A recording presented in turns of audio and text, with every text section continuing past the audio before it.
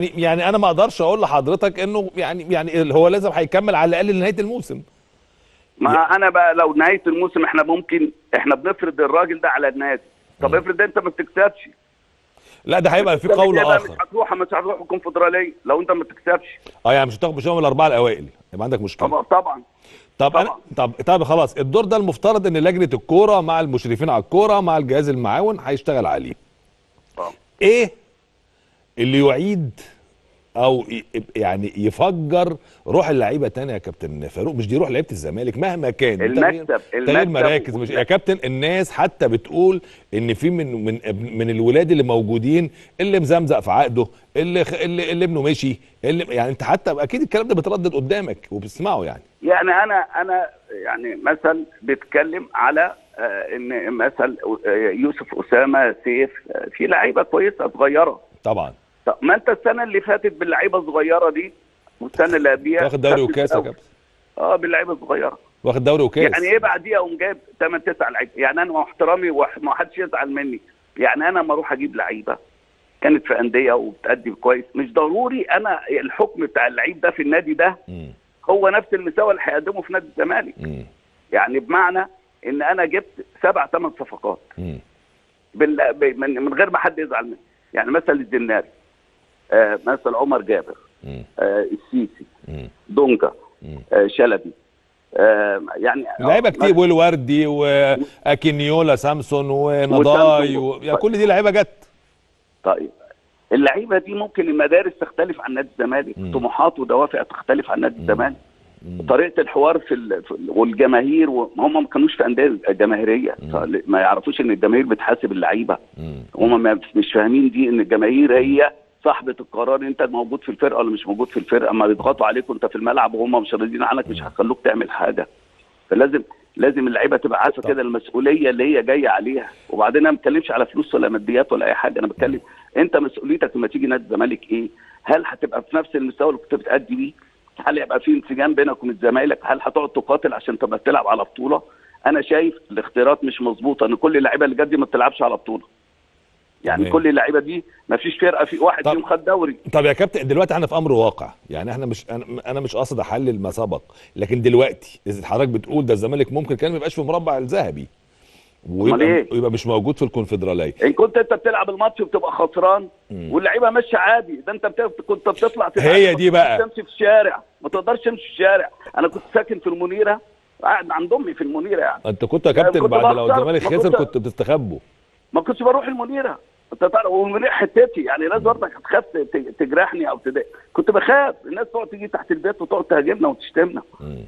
ده الناس عشان انت زملكاوي، عشان الجماهير لازم عندنا قناعه قيمه اللعيبه هي الجمهور. انت قلت اجمل كلمه قلتها النهارده، الجماهير تنتمي، يبقى عندها ولاء وانتماء وتشجيع وسفر وتمرمط نفسها ورا النادي عشان اللعيبه، بيحبوا اللعيبه. يعني الجماهير بتروح عشان اللعيبه طبعا، عشان اللعيبه وتقعد تقاتل ونجوميه اللعيبه دي اللي صنعها الجمهور. والجماهير دي بقى هي اللي بتعمل لك الاسم، بتعمل لك التاريخ، وبتعمل لك الشعبيه. اللي هو بيعمل لك بعد كده الفلوس، ما هو الاسم والتاريخ والله والشعبيه. انا هقول لك جمله مختصره جدا، احنا كنا زمان ما نعرفش غير النادي الاهلي، رفعت فناجيلي، طه اسماعيل، صالح سليم، طارق سليم، سعيد ابو النور، ابو غيده، مش عارف دول في الشربيني، دول كنا عادل هيكل، دول كنا نعرفهم. لكن لما جه حماده امام خلى الناس كلها بقى شويه شويه قاعد يلم من جماهير الاهلي على الزمالك على الزمالك على الزمالك. احنا كنا عيال صغيره، ما لقينا حماده امام وهو ساكن جنبي في المنير، حماده امام والناس واقفه له تحت البيت والشعبيه، وما كان بينزل خميس وجمعه في اجازه وفي كليه حربيه الناس تبقى واقفه مستناه في الشارع.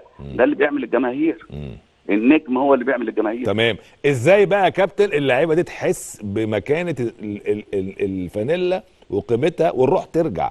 ما اصل الحل دلوقتي، طوق النجاه دلوقتي في المرحله دي هي روح الزمالك وروح الفانيلا. بص، انا دلوقتي في لجنه موجوده، لجنه فنيه، لعيبه محترمه وولاد النادي ومحترمين. تمام. يعني الكابتن احمد عبد الحليم، الكابتن الكابتن حمد عبد اللطيف، كلهم يعني، كابتن اسماعيل يوسف، كل الناس يعني، اسماعيل كلهم محترمين، كابتن احمد حسام ميدو، كابتن خالد الغندور، خالد الغندور، كل الناس كلهم يعني موجودين. تمام.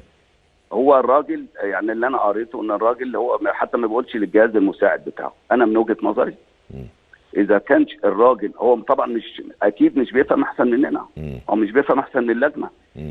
اللجنه هي اللي عارفه امكانيات اللعيبه وعارفه تاريخ النادي وعارفه طموحات النادي على طول. لو هو مش هيتعامل مع اللجنه او هيتعامل مع اللعيبه في اختيار حتى اللعيبه، او هيمشي اللعيبه، هو مش من حقه ان هو يمشي اللعيبه، هو يقول ده يمشي، ده مش انا مش محتاجه، ده هو يقول كده. لكن ممكن يكون النادي دافع فيه 30 مليون جنيه، هيمشيه يوديه فين؟ يعني النادي هيوديه يعني مظبوط مظبوط. يعني وانت دخلت في موضوع تاني. ايه الكلمه اللي تقولها لعيبه الزمالك دلوقتي يا كابتن فاروق؟ يعني انا عايز اقول له حب نفسك، يعني حب نفسك. طول ما انت بتحب نفسك هتنتمي للنادي اللي انت فيه، النادي اللي هو عامل لك شعبيه وعامل لك جماهيريه وخدت منه كل حاجه كويسه. افتكر دايما نادي الزمالك ده هو اللي بيعمل شعبيه اللعيب ويعمل لك الشهره ويعمل لك التاريخ، يخليك احسن حاجه. يعني لازم تقعد تفكر حتى لسيف ابني كده. يعني انا ما الناس يقول لك سيف هيمشي يروح فين؟ هيمشي من نادي الزمالك، هيمشي في حاله واحده في نادي الزمالك. لو الراجل مش عايزه او هو مش هيلعب يمشي. ما هو في عذاب دلوقتي في النادي. انت مين اللي بيحط الفرقه؟ مين اللي بيحط التشكيله؟ هو الراجل يعرف الناس دي منين؟ يعرف اللعيبه الصغيره دي منين ولا يعرف اللعيبه دي منين؟ لازم يكون حد كبير موجود معاه. لازم مجلس اداره النادي يطلع قرار ان يكون حد موجود معاه مشرف على الكوره. عبد الواحد محترم جدا جدا جدا. لكن في كابتن مدحت يا كابتن موجود مدرب مع الراجل. كابتن مدحت مسك ماتشين على فكره. ده مدحت عبد الهادي مسك ماتشين كسبهم. مدحت محترم وكله، لكن ممكن مع الراجل ملوش شخصيه. طب ما انا اجيب واحد من ولاد النادي يبقى ليه شخصيه موجود بقى مع مدحت. لو الراجل ده هو ده تفكيره خلاص، يعني مش ضروري يبقى موجود. طب انا هفضل بقى ادفع له كمان شهرين ثلاثه ياخد له من نص مليون دولار، وفي الاخر انا ما اروحش المربع الذهبي وهدافع عنه؟ يعني هدافع عن واحد وقاعد واقع النادي وقاعد ماسك لي قلم وقاعد على الارض، وبعدين الزمالك يخش في جول ويبقى واقف على الخط يقوم راح قاعد على البنج ولا قاعد على الدكه وينسى. يعني ما ينفعش. انا التوقيت ده انا برضك بفهم التوقيت ده. المجلس غلط ان هو جاب اجنبي. بعد ما مشي فيريرا كان لازم، انا كنت بقول كده حتى زعلوا مني، لا كنت لازم حد يقعد من ولاد النادي يشتغل. عندك اسامه، عندك طارق يحيى، عندك. لكن خلينا نتكلم على الامر الواقع. حضرتك بتقول دلوقتي انه لازم يكون للجنه الكوره او اللجنه الفنيه دور معاه دلوقتي في انه على الاقل الراجل ما يالفش. ما بيألف، ما حدش بيكلمه. عشان بس نحط الروشته اللي هي اللي نختم بيها، انه اللجنه الفنيه مع الراجل يبقى ما يالفش، خلاص كل واحد يلعب في مكانه والامور تمشي كده. جهاز معاون معاه صلاحيات. الحاجه الثانيه زي حضرتك بتقول الكابتن مدحت عبد الهادي وكابتن احمد مجدي وكابتن عبد المنصف وكابتن ابو عبد السيد لازم يستشيرهم، لازم يبقى لهم صلاحيات معاه. طيب الحاجه الثالثه الكلمه اللي بتقولها للعيبه بقى، انت بتقول لي حب نفسك. ما طبعا اللعيب يحب نفسه. اللعيب طول ما هو حاسس منافسه بينه وبين، يعني بينه وبين اذا حتى زميله وبينه وبين المنافس، هو هتلاقيه يدي افضل ما عنده. لكن انا لعيب يعني مثلا حد مثلا وما حدش يزعل مني، مثلا اسامه عبد المجيد كويس بعد ما كان ماشي كويس جدا. حسام عبد المجيد اللي هو السرد باك وقع 3-4 ماتشات. فانا على طول ابعده شويه يستريح ياخد الثقه. لكن اقعد العبه وهو مثلا، وبعدين عملت المشكله الاكبر ان انت رحت شايله من مكانه. هتروح على شيكابالا الراجل قاعد بيشتغل معاك في نص الملعب وصانع العابه، وخد بالك هم لعبوا الماتش كله ورحت ملعبه مهاجم. ما انا بقول لك يعني والماتش كله وانت بقى 98 دقيقه متعود على دقيقه 60 ينزل في الدقيقه. لا ما اقصد انت لعبته 98 دقيقه ومش في مكانه، فانتاجه كان يعني. وبعدين خلي بالك بقى، انت حاتم سكر ده صغير، ازاي تلعبه مساك؟ ده المساك ده الراجل عنده خبره وقوه وسرعه وكل حاجه. هو ما عندوش كل ده، يعني هو ما عندوش خبره. مش طويل عشان الكرات العرضيه، ما عندوش حته التغطيه.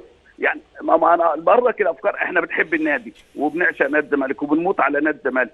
الناس برضك تسمع الناس ولاد النادي، يعني احنا مش صغيرين ولا برجله صغير ولا احمد عبد الحليم صغير. الناس اللي خدمت النادي، كان حازم امام، ان كان ميدو، ان كان خالد الغندور، احمد عبد الحليم، كل دول الكبار يقدروا يتكلموا في الكوره. تمام. فانت اديله حريه ان هو يتكلم. انت مش جاي اللعيبه القديمه دي او عايز الناس بتقول احنا مش ولاد النادي. لا احنا مش، خلاص احنا مش ولاد، احنا رموز النادي ولا تفرق معنا رموز النادي. احنا اللي اشتغلنا في النادي وشقنا في النادي. والله يا محمد انا هقول لك حاجه اخيره والله العظيم، الناس اللي كانت معايا وكابتن حسن شحاته طبعا انا امبارح كنت معاه. بص يا محمد، امبارح كنت معاه فين الاول؟ كنا بناكل بنتعشى. فين بقى؟ والله في المهندسين ولا فين؟ لا لا لا لا خلاص ما بقتش الاداره تروح للمهندسين بتوع قاعدين هنا دلوقتي. رحت خدته من البيت وخرجنا. وخرجت يعني استرجعتوا ذكريات زمان يعني؟ ما كل فتره كده بخرج انا وهو يعني. ده عم طب ده خد بالك، دي قاعده محتاجه تصوير ومحتاجه. ده حسن عم الناس طبعا، كابتن حسن طبعا اخونا الكبير.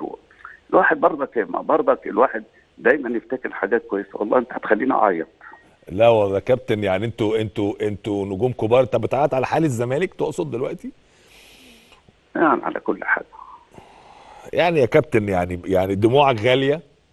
ولما فاروق جعفر وبمكانته دي وبتاريخه ده فدموعه تنزل عشان نادي الزمالك، دي رساله للعيبه موجوده دلوقتي وبترتدي قميص نادي الزمالك ومش مقدره قيمه ومكانه نادي الزمالك.